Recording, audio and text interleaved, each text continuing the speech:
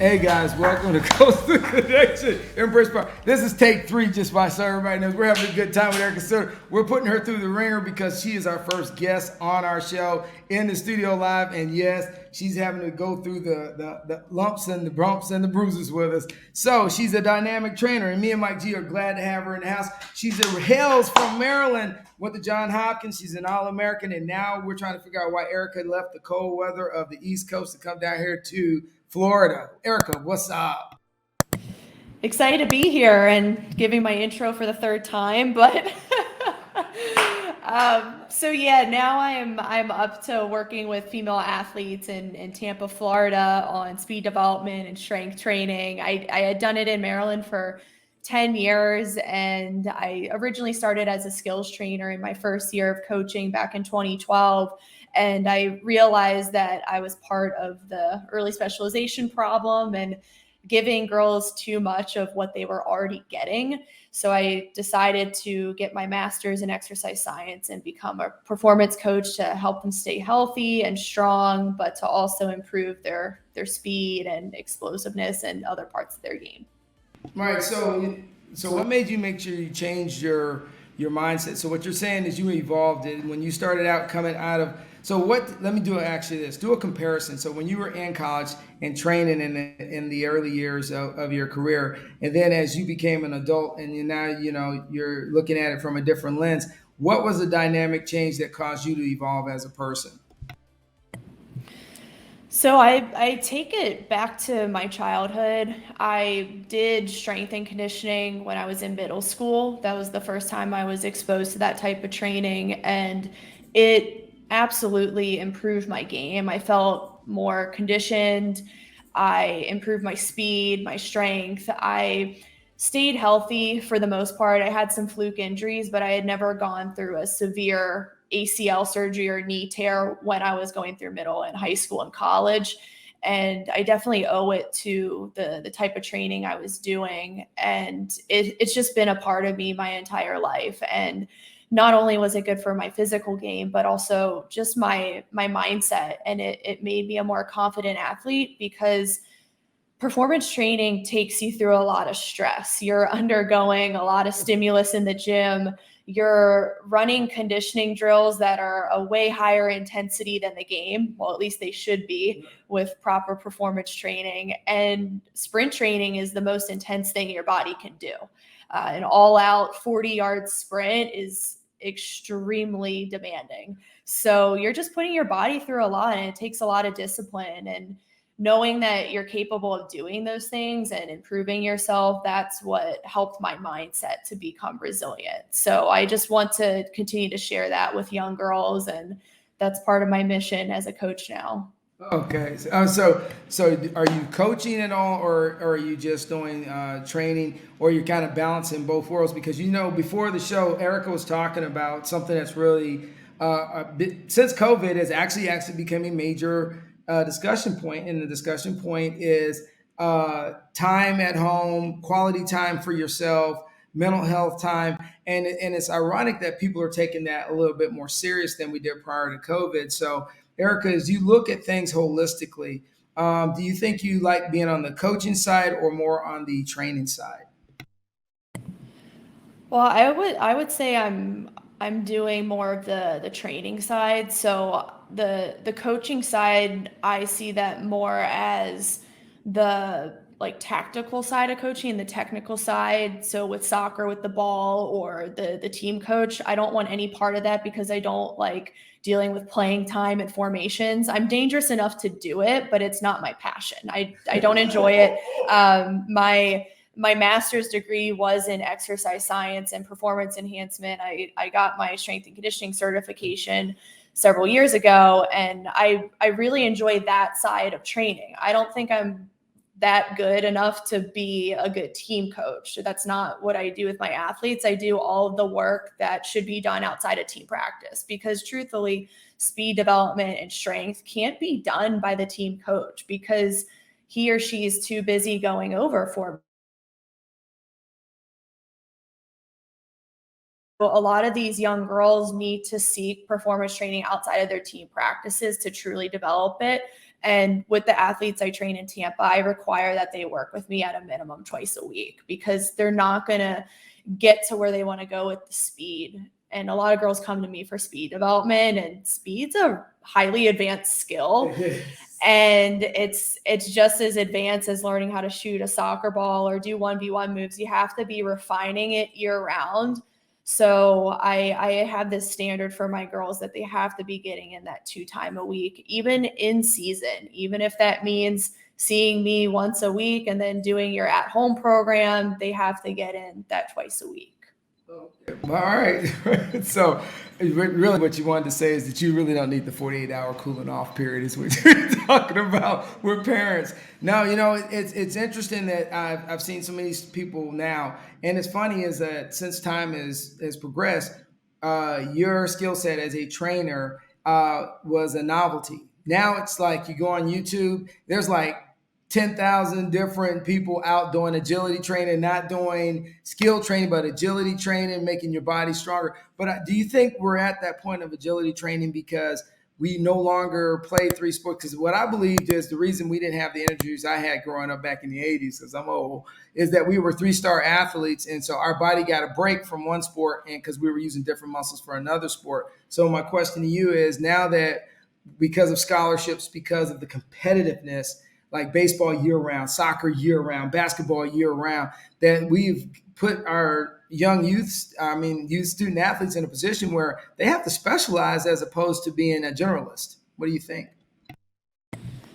I get this question a lot, and I hate to give this answer, but it depends. The research does say that if you are going to specialize at a young age before high school, then you are more susceptible to injury or maybe mental burnout, because you don't really have time to enjoy your childhood or to dabble in other sports, or maybe your primary sport coach at that age is going to bench you if you miss soccer for like lacrosse practice. So kids and parents are just feeling the pressure, and I don't really want to point fingers, but it really is in the parent's hand to step up and understand what's best for the kid. Yes, you may have some like prodigies who will get away with specializing, but that's few and far between. There's some professional soccer players who did so since age 8, but it's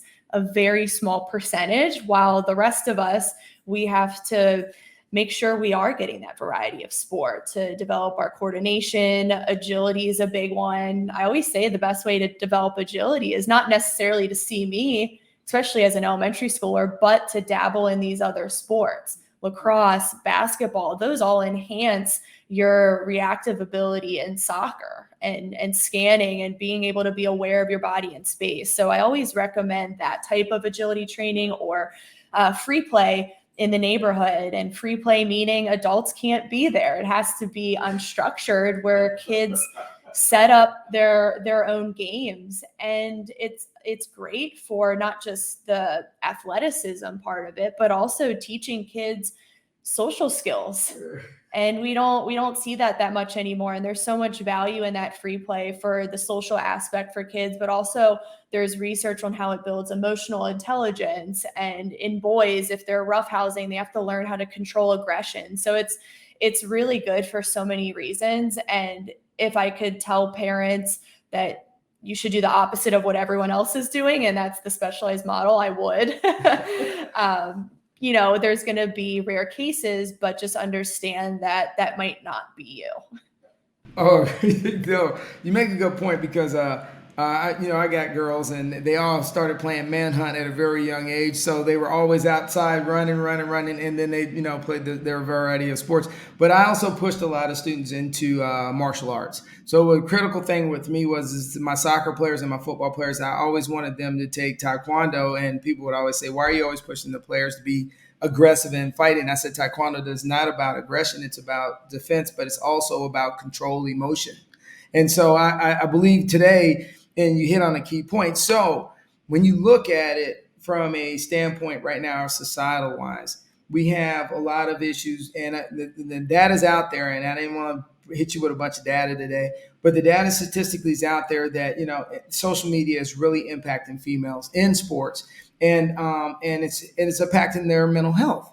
And so they did a big study a couple months ago, and it was released to the government about the damage that's happening on adolescents and teenagers on social media and mental health and female athletes. And my heart goes out to the family of the goalkeeper that she passed away, because that, if that's not a wake up call for our society, I don't know what it is. So, well, what's your thoughts about that? Hey guys, Vince here. Hey, if you're looking for a good home mortgage and somebody that's going to work with you, call Rack. They're always on point. They're great with veterans. They're great with anybody that's had some challenges in their past. So if you're looking for a home mortgage, call Rack. Residential Acceptance Corps. Awesome group. The numbers below. Talk to you later. And they sponsor and support Embrace the Power. Yeah, that's such a good question. And as far as the mental health discussion, I mean, there's so many factors that go into the mental health of a teenage girl. And I do think social media is a factor, but it could be so many other things, who she's hanging out with or the type of food that she's eating. Maybe she's not eating foods that nourish her brain and her serotonin levels. So there's a lot of undernourishing and underfueling in young girls. So there's just so many factors. But as far as the social media, it's really dangerous to give a middle school girl TikTok and Instagram, because the brain is not fully developed yet. It doesn't fully mature until you're in your 20s. And that's why I'm always so grateful that I wasn't exposed to social media as a teenager, because it's easier for me as an adult to get on social media and discern what's right and wrong and what's helping me and what's not.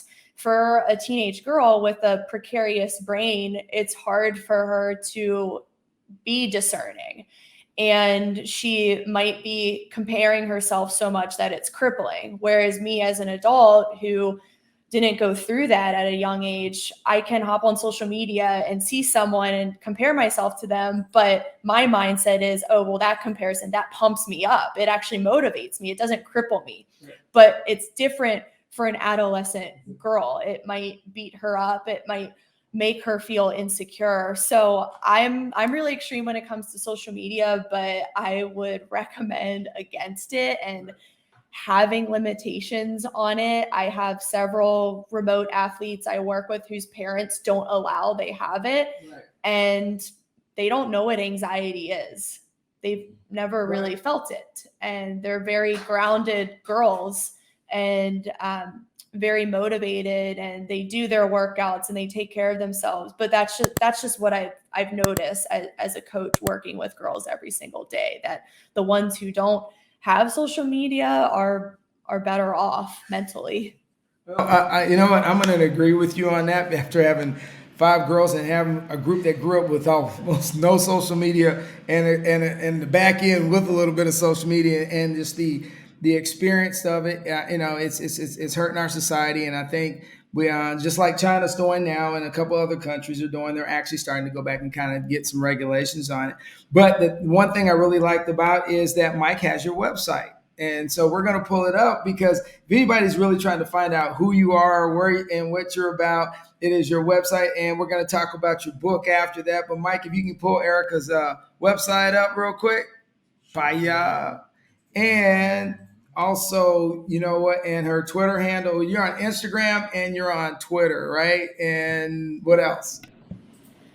Instagram and Twitter mainly, and YouTube, Erica Suter YouTube. But I've tried to just narrow where I'm at and just get good at a couple things. I used to be on LinkedIn, but then it got super spammy and I was just like, I need to get off of this. So mainly Twitter, Instagram, and YouTube. All right, so let me ask you a question. You have a podcast called The Queens of not soccer. It's what is your podcast?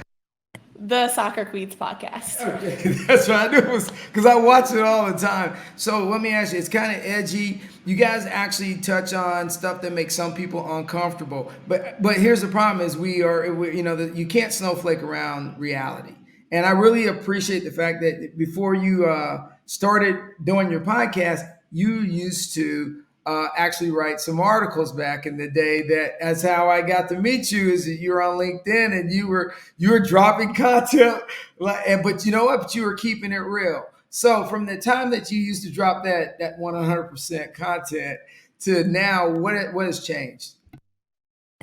Oh my gosh. So I'm glad you asked this question because I've never really talked about this publicly. But so yeah, when I started my blog in, I think it was 2014, 2015, I wrote a lot about fitness and female athlete training, but my writing was just really edgy, and I definitely was carrying around a lot of like resentment and trauma that I hadn't worked through. And I write about this in my book, but I was in an abusive relationship in high school, and it took me all through my 20s to heal. And I think a lot of my emotions were like coming through in my writing, and it did get attention, and it got me an audience, but I look back at some of those articles and I wasn't proud of some of the language that I had used. And now I've completely just changed my language since I've healed since that time. And I've become more clear on my messaging and what I want to promote to young girls. And with the Soccer Queens podcast, it's more about the training side of things, the performance nutrition. And I think you were talking about my other podcast, the Girls to Queens podcast. So, yeah. And so I do that podcast more on just the lifestyle decisions for young girls. And I don't want girls to go through what I went through. And I want them to make sure that if they do go through a traumatic experience, they get help and they really look to heal and not just be defensive or numb themselves or rely on partying and all this other stuff that they see on social media that's like super toxic for their lives. So my co-host Jenna and I talk a lot about just being very righteous women and living through purpose and faith. And it's been a really cool project. We do it pro bono. We don't sell anything from it. We just have an Instagram account and post really funny reels. And I don't really promote it on my Soccer Queen account, but if people are called to find it, they'll find it. But we've had some really crazy episodes, and we talk about, the dangers of the sexual and the promiscuity culture being promoted by celebrities and how young girls are getting sucked into it. And it's so dangerous and unfulfilling. And we just want to like warn girls that this is not the way. And it's a very interesting show. We have some very controversial topics, but it's just trying to protect young girls from the nonsense. No, I gotta commend that. Don't trust me. We had a guest on here, the trophy wife, and she was kind of laughing about how she makes fun of certain things and then how people just took her the wrong way. And then the thing is when you start addressing things that are controversial or uncomfortable, and I tell Mike this all the time. Our society is kind of morphed into this. That's very uncomfortable, so let's not talk about it. But if we don't start addressing these things, so unlike back in the day, they actually would address the issue because, as my grandfather would say, bad news don't get better with age. So Mike's got your book pulled up. So how long did it take you to write it? 6 months. Yeah, actually exactly a year ago, I started writing it. So June of 2021. And I just woke up one day and told my boyfriend, I was like, I'm going to write a book. And everyone like always asks about my writing process, and I can't really give them anything. I just am like, I woke up and I wanted to write it because it's just 10 years of work, just 10 years of working with young girls and training and diving through the research that keeps coming out on female athlete training. And I was just so excited to put pen to paper and to publish it 6 months later. And for me, it was a really urgent project because I didn't see any guidebook out there on female athlete training. There's a few books, but they're more medical, and they're just a bunch of science papers in a book, which is fine. I mean, I read it as a professional, but I wanted to create a book where parents, coaches, and girls could digest the information. It's fun to read, even though it's scientific. I want it to be engaging and just easy to understand. So that's why I wrote it.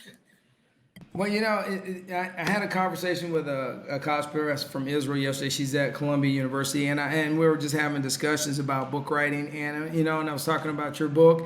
And the thing that I struggle with all the time is that we've become such. I can't believe that unless I see it in data, and I get frustrated when I hear people say that. I said sometimes the reality is what it is, and we all know the reality. And so the thing I like about you is that you've always looked at the reality, and you don't say, well, statistically from this side of it, you don't even go down that road. You literally go, hey, this is what the real is. This is what they go through. Because once you're dealing with young people on a regular basis, you don't need data points to know that if I have a group of 50 people, they are 50 different individuals going through 50 different problems with 50 different things around them. And so what I like about it is how you marginalize things to the point where you set things in conditions to where you can take care of that individual, and not to say that I'm going to lump everybody into one large category, because everybody's problems are different, especially when it comes to training people. And then Mike had your website up. So if anybody's looking to get on your website, then Mike finally found it for me. There you go. Yeah.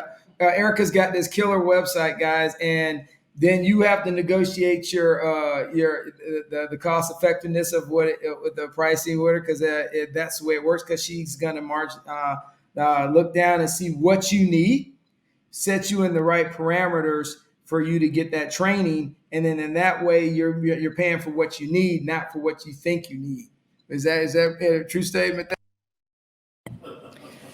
Yeah, that's true statement. And yeah, I mean, the way I structure my program for in-person and remote, it is very individualized. So a lot of my programs are based on the chronological age of the athlete, but also the training age. So maybe they're an eighth grader, but they haven't been exposed to this type of training. They're gonna probably start in the beginning so they can build that foundation. So it's super individualized. It's based on the off season or the in season of the athlete. The in season, we're rarely doing conditioning. We're not doing a lot of like high volume sprints or change of direction. It's more of a maintenance and recovery. So it's super individualized, but we're also tracking progress on a weekly basis. We look at 10-meter fly times, 40 yards, 20 yards, look at vertical jumps, broad jumps, and I put all the data on a phone app for both my in-person and my remote.